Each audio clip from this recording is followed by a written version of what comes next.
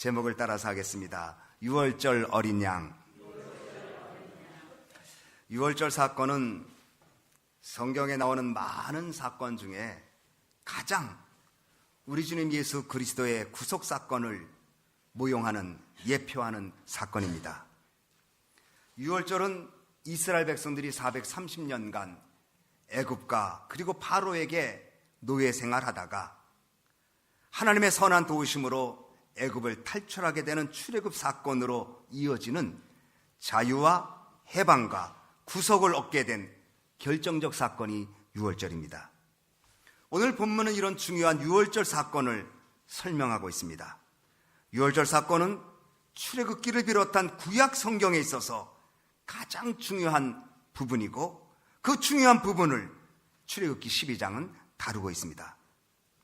6월절 사건으로 애굽에서 430년간 종살이하던 이스라엘 백성들이 마침내 자유와 해방과 구원함에 얻는 감격을 얻게 된 사건이면서 동시에 애굽에 있는 모든 장자가 죽는 죽음의 사건이기도 합니다. 애굽의 모든 첫 번째 것은 죽는 재앙을 통해서 이스라엘은 구원함을 받는 바로의 손에서 벗어나는 사건이 되었습니다. 한쪽은 죽음과 재앙과 슬픔의 사건이고, 한쪽은 구원과 해방과 감격과 자유의 사건으로 이어지는 분기점이 6월절 사건입니다. 장자가 죽었다는 것은 그 가족이 다 죽었다는 것입니다. 장자는 가족을 대표하는 상징적 의미가 있기 때문입니다. 참으로 무서운 심판이 애굽에서 일어났습니다. 9가지 재앙에서 바로는 눈 깜빡 안 했는데 마지막에 죽음의 사건 앞에서는 어쩔 수 없이 이스라엘 백성들을 430년간 옮아지고 있었다가 그들을 자유롭게 내놓게 됩니다. 사람이나 가축의 첫 번째 태생은 죽임을 당하고 애굽의 모든 신들도 심판을 받는 재앙, 6월절 사건. 그러나 이 사건은 동시에 이스라엘에게는 구원과 감격과 은총의 축복의 사건으로 이어집니다. 하나님은 이날 6월절 사건을 후손대대로 기억하고 지켜서 하나님의 구원자 되심을 찬양케 하라고 명령하신 하나님의 절기입니다. 오늘 본문 14절에도 그렇게 말하고 있습니다. 너희는 이 날을 기념하여 여호와의 절기를 삼아 영원한 규례로 대대에 지킬지니라.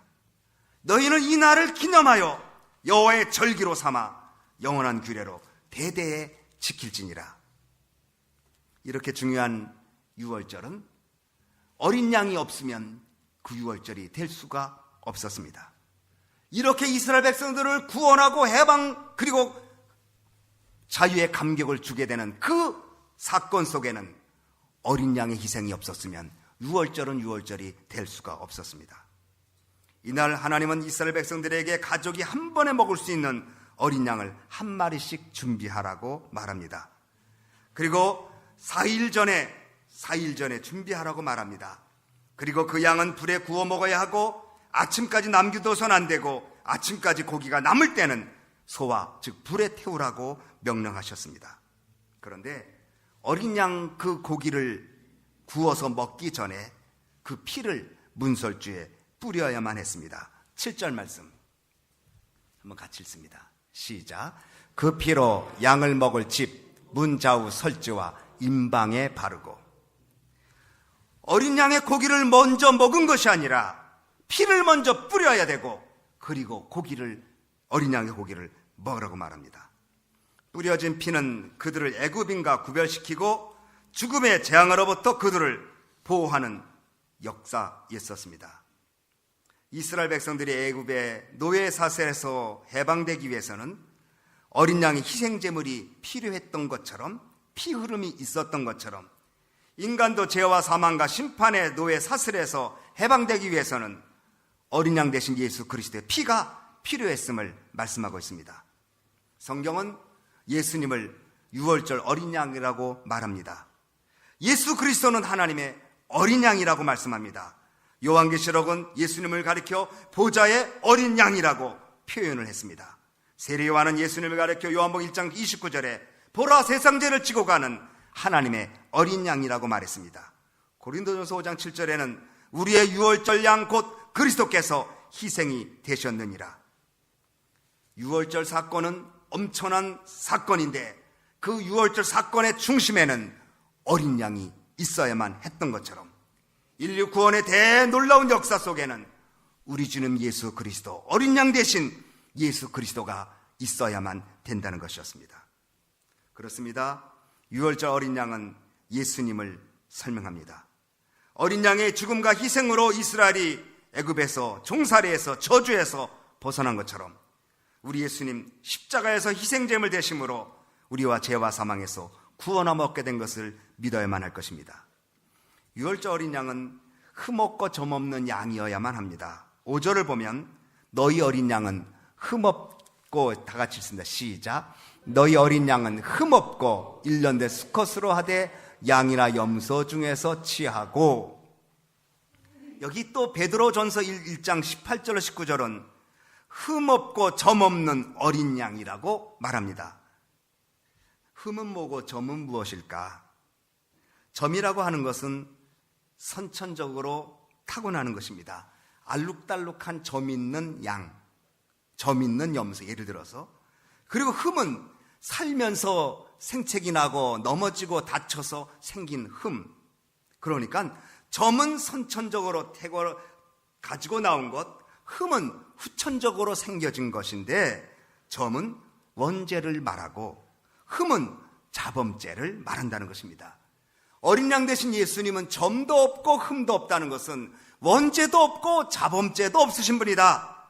그분은 태어날 때부터 성령으로 잉태되어서 죄 없으신 몸으로 이 땅에 오셨고, 그리고 그분이 33년 공생에 사시면서도 죄가 없으신 분이기에 죄도 없고, 그리고 우리와 같이 시험은 받았지만 죄는 없으신 분으로 십자가를 지시고 인류 구원에 대해 역사를 이루신 분이다. 그래서 베드로전서 1장 18절로 19절에 너희가 알거니와 너희 조상의 유전한 망령된 행실에서 구속된 것은 의인이나 금이나 없어질 것으로 된 것이 아니요 오직 흠없고 점없는 어린 양 같은 그리스도의 보배로운 피로 된 것이라고 말씀하고 있습니다.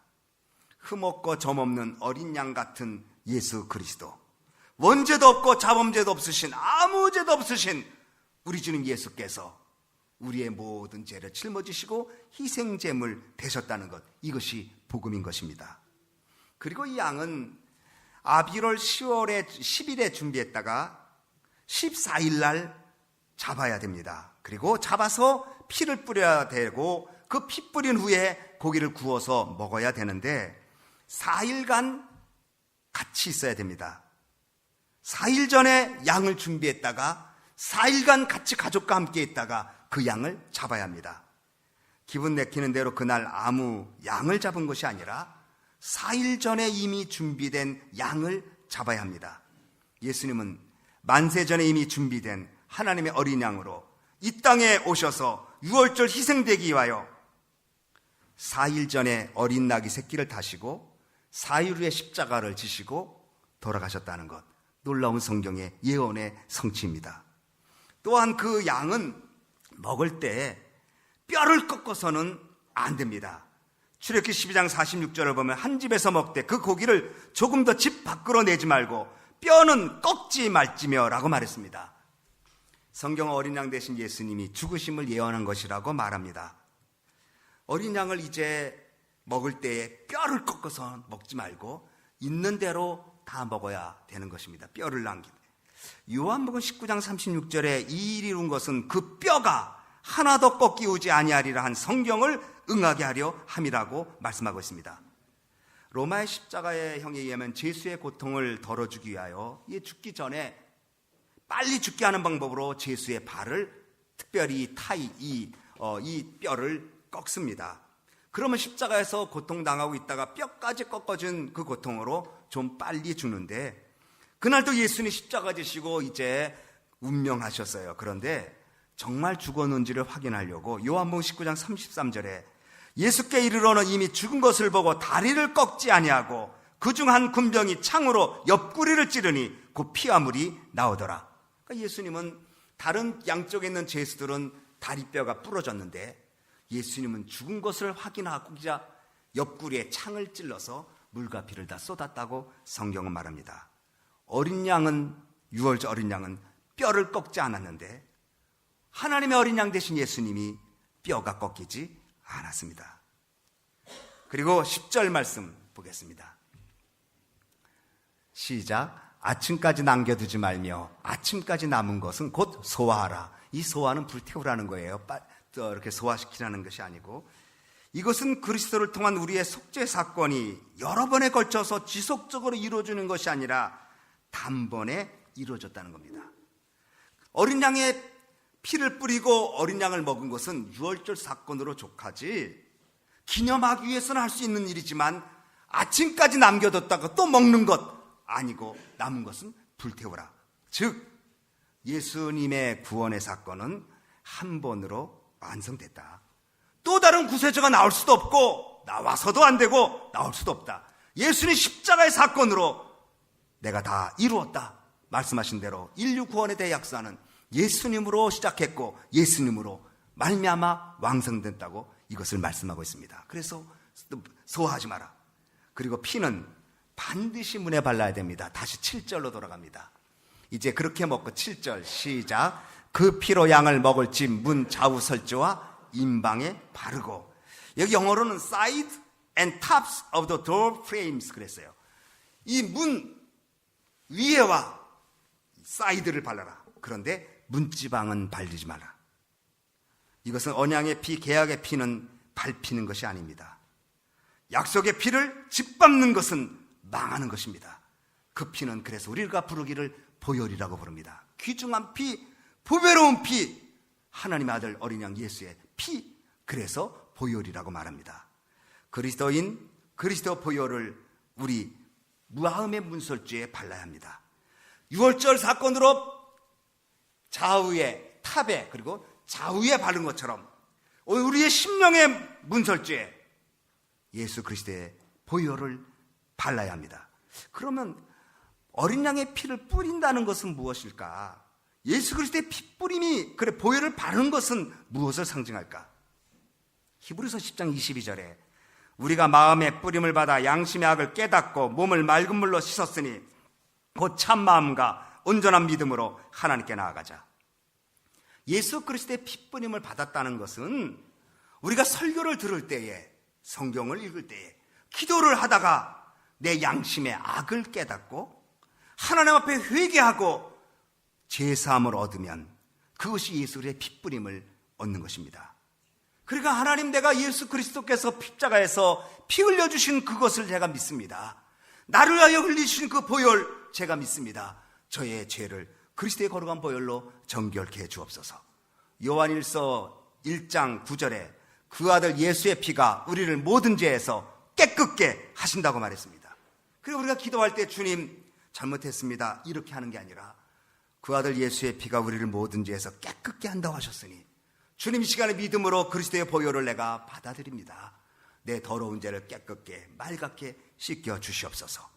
회개하고 제사함을 받는 것, 이것이 우리 양심에 그리스도의 피를 뿌리는 것을 말씀하고 있습니다.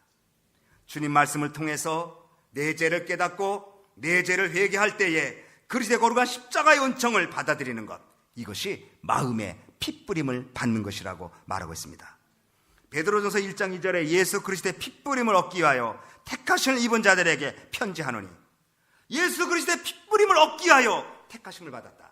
아무나 예수 그리스도의 피 뿌림이 심령에 임하는 것이 아니라 택해져야, 하나님이 택해야 그 심령에 그리스도의 보혈이 발라지게 되는 것입니다. 여러분이 예수님의 보혈을 찬송합니까? 저절로 된 것 아닙니다. 하나님의 은혜입니다. 이 세상 사람들에게 피가 제사함 얻었다고 말하면, 그리스도의 피가 여러분의 죄를 씻어줬다고 말하면 믿는 사람도 있지만 우습게 여기는 사람도 정말 많습니다.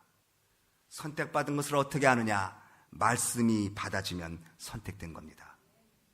내가 선택받은 걸 어떻게 합니까? 하나님의 말씀이 들려지면 나는 선택받은 겁니다. 사도행전 9장을 제가 새벽에, 요새 사도행전을 주일 새벽에 강의하는데, 지난주 사도 바울과, 그러니까 사울이죠, 일행들이 다마스커스에 있는, 지금 시리아에 있는 다마스커스입니다. 다메섹에 있는 크리스찬들을 핍박하기 위하여 공문을 가지고 내려가고 있었습니다. 그때 갑자기 하늘에서 빛이 나오고 소리가 들리면서 사울이 땅에 떨어져 꼬꾸라집니다. 그때 음성이 나기를, 사울아 사울아 내가 어찌하여 나를 핍박하느냐? 이때 사울이 대답합니다. 주여 누구십니까? 대답이 나옵니다. 내가 핍박하는 예수라. 그런데 그 다음 절이 재밌습니다. 다른 사람들은 소리만 듣고 무슨 뜻인지 모르는데 사도 바울은 그 소리를 깨닫고 회개합니다. 누가 선택받은 자인 줄 아십니까? 말씀이 들려질 때 깨닫고 받는 사람이 선택받은 사람입니다. 소리는 들려지는데 사울 외에는 다른 사람들은 소리로만 들었지 미닝을 받지 못했습니다. 내가 어찌하여 나를 핍박하느냐? 누구십니까? 내가 핍박하는 예수다. 너는 지금 성도를 핍박하는 게 아니야. 교회를 핍박하는 게 아니야. 나를 핍박하고 있어. 그때 사도 바울이 깨닫고 꺾어집니다. 그 후에 아나니아가 오늘 새벽에 했는데 사도 바울을 위하여 찾아갑니다. 직가라고 하는 동네 유다 집에 사울이 기도하고 있다. 저가 지금 눈이 멀어서 그리고 식음을 전폐하고 기도 중에 있으니 가서 안수 기도해주고 눈을 뜨게 해주라. 그러니까 아나니아가 말합니다. 주님, 어떤 사람인 줄 아십니까? 너무나 많은 핍박과 지금도 여기 온 것은 예수 믿는 사람 잡으러 왔습니다. 그때 하나님이 주님이 말씀하시기를 그는 임금들과 여러 사람들에게 복음을 전하고 핍박받을 사람이다. 그는 나의 택한 그릇이라. 택한 그릇이라고 말했어요. 많은 사람들이 우왕좌왕하는데 사울은 말씀을 듣고 깨달았어요. 그게 택한 사람이에요. 오늘 설교 말씀이 들려집니까? 그리고 그 말씀이 내 마음에 와닿습니까? 택한 사람입니다. 그 다음은 여러분이 선택하고 결단해야 됩니다. 주님, 택한 받은 백성이니 말씀 듣고 회개하고 변화돼서 주 따라가겠나이다. 이건 여러분 몫입니다. 하나님은 들려주게 하시고 여러분은 그 들려진 말씀을 붙잡고 선택하고 변화되는 것 여러분의 책임입니다. 그러나 사울은 거기서 변화돼 바울 됐잖아요. 나머지 사람들은 소리만 들렸지 무슨 뜻인지 몰랐다고 사도행전 9장에 분명히 언급하고 있습니다. 또 하나, 피는 문 안에 바르는 게 아니라 문 이제 밖에 바르는 거예요. 문설주 제가 말했어요. 탑과 그 좌우에 문지방은 절대 바르면 안 돼요. 피는 그리스도의 피는 모욕의 대상이 아닙니다. 경멸의 대상이 아닙니다. 피를 함부로 해서는 안 되지요. 피를 바깥에 바른 것은 천사들이 두루다니며 문 밖에서 피를 볼 수 있도록 사인처럼 해놨어요. 13절 말씀 같이 읽습니다. 시작. 내가 애굽 땅을 칠 때에 그 피가 너희의 거하는 집에 있어서 너희를 위하여 표적이 될지라. 내가 피를 볼 때에 너희를 넘어가리니 재앙이 너희에게 내려 멸하지 아니하리라. 내가 애굽 땅을 칠 때에 그 피가 너희 거하는 집에 있어서 너희를 위하여 표적이 될 것이다. 내가 피를 볼 때에 너희를 넘어가리라. 하나님도 피를 봐야 되고 안 믿는 사람도 피를 볼 수 있어야 됩니다. 여러분이 크리스찬인 것을 공개적으로 믿음으로 밝히고 살아야 합니다. 죄송한 얘기입니다. 교회 올 때는 크리스찬인데 세상에 나가면 교회 다닌 것처럼 아닌 것처럼 다니면 안 됩니다. 교회도 크리스찬, 식당에도 크리스찬, 직장에서도 크리스찬으로 살아야 합니다. 교회에서는 집사님, 식당에서는 그냥 마음 좋은 아저씨만 돼서는 안 됩니다. 저는 식당에서도 목사님입니다. 얼마나 잘하는지 저한테 자꾸 와서 왜 요새는 안 오냐고 자꾸 그래요. 그럴 때마다 괴롭습니다. 저한테 잘 얘기하면 우리 성도들 몰고 가니까 그렇게 생각하나 봅니다. 그래서 우리 집사님, 목사님들 그래요. 이 뉴욕에 있는 식당에서 제일 인기 있는 분은 우리 황 목사님이라고. 이유는 간단합니다. 전부 제가 집사님을 불러주거든요. 가면 권사님, 집사님, 그 일하는 아주 우리 자매님 보고. 여러분이 예수 믿는 거 세상이 알아야 합니다. 교회 다녔어? 나 전혀 몰랐네. 야, 교회 다녔구나. 그런 줄 내가 몰랐네. 어쩐지 좀 다르더라. 신앙인은 숨길 수 없습니다. 보물을 가졌는데 어떻게 숨길 수 있어요? 빛을 어떻게 가두어요? 빛은 드러나게 돼 있어요. 마태복음 10장 32절 33절에 누구든지 사람 앞에서 나를 시인하면 나도 하늘에 계신 내 아버지께서 저를 시인할 것이요. 누구든지 사람 앞에서 나를 부인하면 나도 하늘에 계신 내 아버지 앞에서 저를 부인하리라. 여러분, 한 번 예수 믿으면 영원한 예수쟁이 돼야 합니다. 한 번 해병은 영원한 해병이라고 말하는데 한 번 예수 그리스도의 제자가 되면 죽을 때까지 예수 제자 돼야 합니다. 이때는 예수님처럼 보이고 저 때는 세상처럼 보이면, 그래서 레위기 10장에는 먹지 못하는 것 중에 하나가 하늘에도 날고 땅에도 기는 거 먹지 말라 그랬습니다. 레기 10장에. 그것이 박쥐죠. 날르기도 하고 기기도 하니 이게 들짐승인지 새짐승인지 모르잖아요. 예수 그리스도의 보혈은 공개적입니다. 그 피는 숨길 수 없습니다. 여러분이 예수님을 고백했으면 고백한 대로 살아야 합니다. 그리고 피 안에 있어야 됩니다. 그 피 안에. 밖에 나가서는 안 됩니다. 그리스도 보혈 밖에서는 구원이 없습니다. 13절에 내가 그 피를 볼 때에 너희를 넘어간다고 말했습니다. 피를 보고 넘어간다고 그랬어요. 너희가 얼마나 착한지 보고 넘어간다고 말하지 않았습니다. 얼마나 열심히 노력하는지를 보고 넘어간다고 말하지 않았습니다. 오직 한 가지, 피만 보고 넘어간다고 그랬습니다. 피가 있는 집은 살았고 피가 없는 집은 재앙이 맺습니다. 그리스도의 보혈은 감정과 느낌과 관계없습니다. 여러분 생각해 보십시오. 이제 보혈을 발랐습니다. 피를, 어린 양의 피를 바르고 이제 한밤이 됐습니다. 이집트 사람들도 이스라엘 사람들 다 가정에 들어가고, 특별히 이스라엘 사람들은 모세가 전한 말을 듣고 피를 뿌리고 고기를 먹고 선체로 두려움이 있습니다. 이분들이 기분 좋게 서 있었을까요? 불안과 두려움이 있었을까요? 불안과 두려움이 있었을 겁니다. 여기저기서 곡소리가 납니다. 아이고 내 아들, 여기서 저쪽에서 곡소리가 납니다. 여기저기서 통곡소리가 나는 그 캄캄한 밤중에 이스라엘 백성들은 혹시 나에게도 이 재앙이 오지 않을까 두렵지 않겠어요? 만화 영화 프린스 오브 이집트에 나오죠. 그 장면이. 여기저기서 호곡소리가 나니까 그 피를 바른 집안에 있는 이스라엘 사람들도 두려워서 벌벌 떨지요. 얼마나 불안하게 밤을 새웠겠어요. 비록 그들이 말씀은 받았고 피는 발랐지만 그들이 왜 두렵지 않았겠어요? 그런데 느낌이 어땠든, 불안했든 겁이 났든 어린 양 피 안에 있을 때 그들은 살았습니다. 마찬가지입니다. 우리가 크리스찬으로서 살면서 안심과 확신과 기쁨을 가지고 신앙생활을 할 때도 있지만, 과연 내가 구원은 받았는가? 나는 천국에는 들어갈 수 있는지, 정말 하나님은 나를 어떻게 보실까라는 두려움이 왜 없겠습니까? 그러나 믿으셔야 합니다. 내가 피 안에 있으면 생명이다. 내가 예수 안에 있으면 생명이라고, 감정과 느낌은 관계없이 약속이 그렇게 됐으니 그 약속을 믿는 사람이 주시는 축복 여러분이 받으시기 바랍니다. 죽음과 생명은 무엇으로 갈라놨습니까? 심판과 구원이 무엇으로 갈라놨습니까? 단 한 가지, 피밖에 없었습니다. 사순절 기간입니다. 여러분, 우리 주님 예수 그리스도의 거룩한 보혈을 가볍게 생각하지 마십시오. 그 고귀한 피를 하나님의 어린 양 되신 예수께서 후도 아니고 전도 아니고 십자가에서 한 번 흘려주신 그 피로 온 인류가 대속의 은총을 받게 되었다는 사실, 오늘 그 피를 힘입어 주 앞에 나가 그 거룩한 보혈을 찬송하고 그 피 안에 내가 자유함을 얻고 그 피 안에 제사함을 얻고 그 피 안에 그리고 우리의 연약함이 치료되고 그 피 안에 사단의 세력이 물러가고 그 피 안에서 하나님의 자녀로 우뚝 설 수 있는 우리 소망교회 식구 되어지기를 주님의 이름으로 축원합니다. 기도하겠습니다. 우리 한번 통성으로 기도하지 않으시겠습니까? 이 시간에 보혈의 강물이 넘쳐 흐릅니다.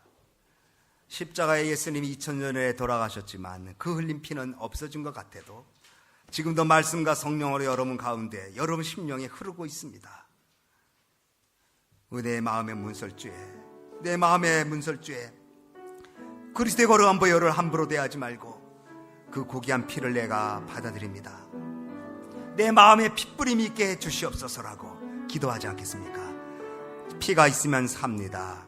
행위와 노력과 수고와는 전혀 관계없고 피 때문에 우리는 삽니다. 그 피를 믿음으로 받아들이고 하나님의 자 우뚝 설 수 있도록 해달라고 우리 한번 나같이 통성으로 여러분의 기도가 기회 드리도록 통성으로 기도하겠습니다. 사랑과 은혜가 풍성하신 거룩하신 하나님 감사합니다. 기독교는 피의 종교입니다. 창세기부터 요한계시록까지 피가 나옵니다. 그래서 마틴 루터는 말하기를 성경을 짜봐라 피가 흐를 것이라고 말했습니다. 예수 그리스도의 피를 우리가 믿음으로 받아들입니다. 그 거룩한 보혈을 믿음으로 받아들입니다. 그 거룩한 보혈을 믿음으로 받아들입니다. 거룩한 보혈 앞에 내 마음의 양심의 악을 깨닫게 하시고 우리의 죄악을 맑게 씻겨주시고 정결케 하셔서 우리 마음에 그리스도의 보혈의 핏부림이 우리 가운데 넘쳐나게 하셔서 그 아들 예수의 피가 우리를 모든 죄에서 깨끗게 하시고 그 피가 우리의 제사함과 그 피가 우리의 연약함과 그 피가 우리를 새롭게 함과 그 피가 우리를 치료함과 그 피가 우리로 하여금 하나님의 자녀로 설 수 있는 보혈의 역사가 있도록 도와주시고, 우리는 공개적인 크리스찬입니다. 어디서든지 크리스찬입니다. 예수의 피로 구원받은 사람입니다. 그렇게 살게 주시옵소서. 예수님 이름으로 기도하옵나이다. 아멘. 하나님 아버지, 사순절을 지나고 있습니다. 사순절은 결국 예수님의 십자가를 초점으로 맞춰 가고 있고, 그 십자가는 피 흘림, 그의 살이 찢기신 죽음을 보여주고 있습니다. 예수님 십자가 지시고 그분이 피를 흘리고 살이 찢기기 전에 이미 하나님은 구원의 여표로 유월절 사건 속에 어린 양으로 주님을 증거하십니다. 하나님, 우리에게도 그 피가 큰 증거 되게 주옵소서. 그 피로 살게 하시고, 여러 가지 삶의 문제들이 있으면 우리 주님 예수 그리스도의 거룩한 보혈을 정말 의지하고, 그 그리스도의 보혈의 핏뿌림이 우리 양심과 우리 심령에 있게 해 주시옵소서. 그래서 보혈을 힘입어 보혈의 강을 지나 정말 승리하는 크리스찬, 교회에서만 크리스찬이고